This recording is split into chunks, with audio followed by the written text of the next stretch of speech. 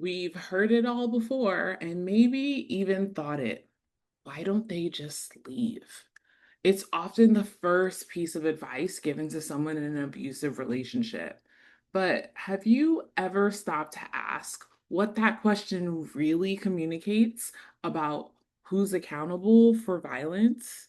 Now, just leave as advice communicates a series, it's giving us messages, right?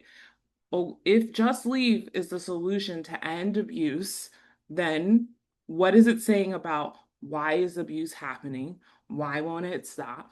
And whose fault it is? Abuse is happening because the person is there. It won't stop because the person is we're in the place they're choosing to be and won't choose to be in another place. And whose fault it is? It's the fault of the person making that choice to stay. Now, what does all of this communicate about who's accountable to the violence? And what does this communicate about what protection looks like, right? Who benefits? Who gets off the hook and who is this serving, right? Notice when the main advice, and this is not just like families, friends, and loved ones, it comes from like the literal court system as well.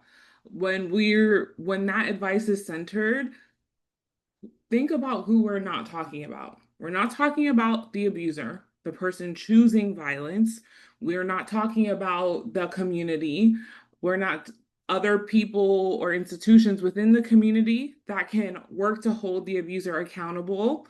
And we're definitely not talking about the law.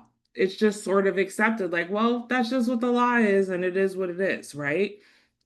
And in the absence of not talking about all of these entities that surround the people, the person experiencing abuse, what happens is, well, who gets the blame, right? The who gets the blame from society. And not only that, if you're living in that, like you it's so easy to internalize that blame and blame yourself for it because everyone is saying that the solution to this violence you're experiencing is for you to be in a different place, right? Now, for survivors, I want y'all to consider how the advice of just leaves. And I mean, I don't really need to tell you to consider this. You probably already, you might feel this might resonate, but I'll speak for myself in my experience. The advice to just leave, it really just fueled shame for me, right? And shame, it really creates isolation, right? If you're ashamed, you want to hide. Shame can also create smallness, feeling less than. I remember feeling like less of a person, less than for carrying this shame for the choices that I make. And not only that, shame has a tangible impact of reducing a sense of options, right? If you're experiencing violence and you've gotten to a place where you're considering your options for another life, any option with any person, institution, anything that comes laced with shame becomes a non-option. And all of these things increase isolation, feelings of smallness, and reduce options are bad for safety, right? Like making survivors feel shamed, deepening shame does not help survivors. It does not create safety.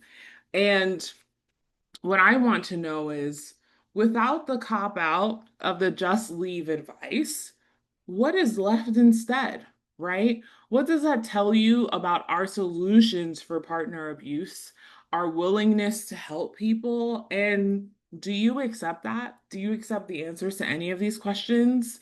Now, deconstructing the just leave myth really forces us to look at real systemic issues that enable abuse. And this is just one of the many myths we'll be tackling this week. In tomorrow's deep dive episode, I'm sharing 3 myths that personally made my shame worth and kept me from not only seeing the truth, but getting to safety and being free. I'll see you there.